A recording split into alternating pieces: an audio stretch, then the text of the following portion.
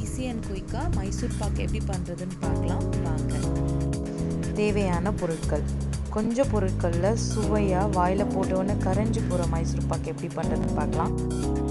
பேனை medium heat செட்டிங்கில் வச்சு நம்ம 1 கப் எடுத்து வச்சுருக்க கடலை மாவை இதில் போட்டு வறுத்து எடுத்துக்கலாம். ட்ரையாக வச்சு வறுத்து எடுத்துக்கலாம். கடலை மாவோட பச்சை ஸ்மெல் போய் நல்லா வாசனையாக மாறிடும்.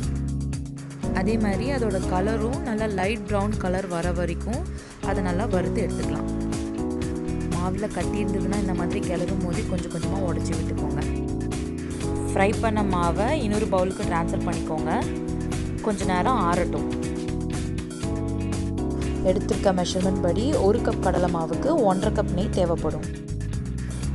எங்கள் வீட்டில் நெய் கம்மியாக சாப்பிட்றதுனால 1 கப் கடலை மாவுக்கு 1 கப் நெய் எடுத்துக்கிறேன். இப்போ ஒரு 1/2 கப் நெய் அந்த பவுலில் கடலை மாவு கூட மிக்ஸ் பண்ணிக்கலாம். நீங்கள் இப்படி விஸ்க் பண்ண நெய் கொஞ்சம் தனியாக பிரிஞ்சு வந்துடும். மொத்தமாக நெய் ஆட் பண்ணாமல் கொஞ்சம் கொஞ்சமாக ஆட் பண்ணிக்கோங்க. பெரிய லம்ஸ் ஏதாவது இருந்ததுன்னா இந்த மாதிரி ஸ்பூனால் அதை மசிச்சு விட்டுக்கோங்க. நெய் இந்த மாதிரி தனியாக பிரிஞ்சு வந்துடும். கடலை மாவு ரெடி ஆயாச்சு. இதுதான் கரெக்டான கன்சிஸ்டன்சி. நெக்ஸ்ட்டு நம்ம இதை போட்டு கிளறதுக்கு சுகர் சிரப் ரெடி பண்ணணும். சுகர் சிரப் நம்மளுக்கு 1 கம்பி பதத்தில் வரணும். நம்ம எடுத்து வச்சுருக்க 1 கப் சுகருக்கு 1/4 கப் வாட்டர் ஊற்றினா போதும். அப்பப்போ கரண்டியை வச்சு மிக்ஸ் பண்ணி விட்டுட்டே இருங்க. சுகர் சிரப் இப்போ ரெடி ஆயாச்சு.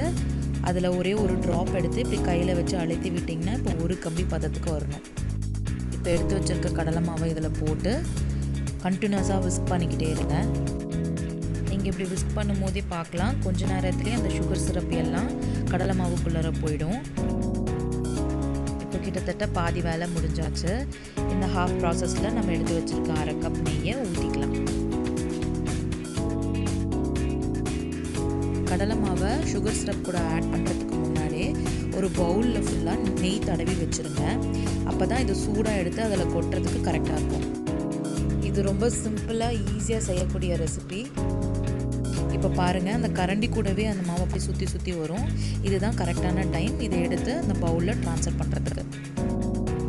மைசூர் பாக் செய்யும் போதே அந்த ஸ்மெல் வந்து ரொம்ப ரொம்ப நல்லாயிருக்கும். நெய் தடவி வச்சுருக்க அந்த பவுலில் இப்போ இதை சூடாகவே ட்ரான்ஸ்ஃபர் பண்ணிடுறேன். ஏன்னா சுகர் சிரப் இருக ஆரம்பித்து அது சீக்கிரமாக டைட்டன் ஆகிடும். அப்புறம் பீஸ் போட முடியாது. இப்படி ஒரு ஸ்பூனை வச்சு மேலே சாஃபன் பண்ணி விட்டுருங்க, எல்லா சைடும் ஸ்ப்ரெட் ஆகிற மாதிரி. சூடாறினதும் இது ஈக்குவல் ஸ்கொயர்ஸாக கட் பண்ணி சர்வ் பண்ண வேண்டியது தான். Quick and easy Mysore pak recipe இதை வீட்டில் செஞ்சு பார்த்துட்டு எப்படி இருந்துச்சுன்னு எனக்கு கமெண்ட் செக்ஷனில் சொல்லுங்கள். தேங்க்யூ ஃபார் வாட்சிங் guys. Like, share and subscribe my channel for more videos. Nandri.